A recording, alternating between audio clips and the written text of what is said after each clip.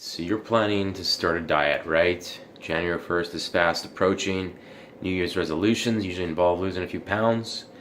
And you have the best of intentions when you get started, but for whatever reason, you self-sabotage, right? And it usually comes down to a few things, a few minor things. And I'm going to talk about those 4 mistakes today. So the first one is having a plan, right? So let's look at a typical meal plan. Very simple, right? We've got turkey and broccoli here, a couple hard-boiled eggs, a protein shake. That covers me for a good portion of my work day, right? So if you go to work without having a plan in place, hoping that you're going to make healthy choices at the work potluck or the cafeteria or somewhere out there in the world, fast food joint, it's tough sledding. You've already got enough to worry about, so try to put your good healthy food choices on autopilot and just pack a lunch. It takes 5-10 minutes of prep. Every Sunday I make a pot of rice, some ground chicken, cat screaming at me. Right, mistake number 2 is watching your hidden calories, right? You're eating healthy, you're using good foods, healthy foods, but you may be using them in the wrong quantities, right? Your portion control sucks.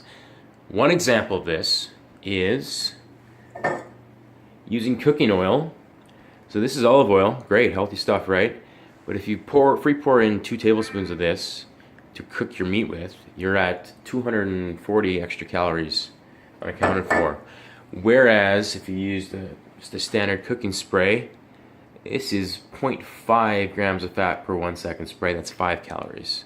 So even if you do a 3-4 second spray, it's trace amounts of fat in comparison. So you're saving calories quite a bit there. The other one is sugary, sweet sauces, teriyaki, honey dill, that type of thing. Swapping those out for seasoning salts, right? The low or no calorie salts, and you're not going to have an issue with salt. Salt's good for you in moderation. So sugary sauces can add 10 grams of sugar per tablespoon. So try to get those out. Try to get the oils out as well.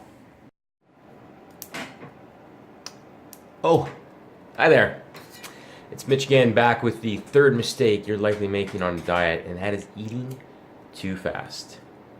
Yes, research has shown that slow eaters tend to have lower body mass indexes than fast eaters. Seems far too simple in theory, but in the article below, I mentioned a study that compared Swedish twins, and those with more amylase in their saliva had lower body mass indexes. And the way to get more saliva is to eat slower. Really digest your food and be present at mealtime. So maybe you have to give yourself a handicap, like using chopsticks, because I'm a really fast eater. That's something I struggle with. You know, using chopsticks here and there makes a difference. You can catch flies in between bites. That'll really save time and slow you down.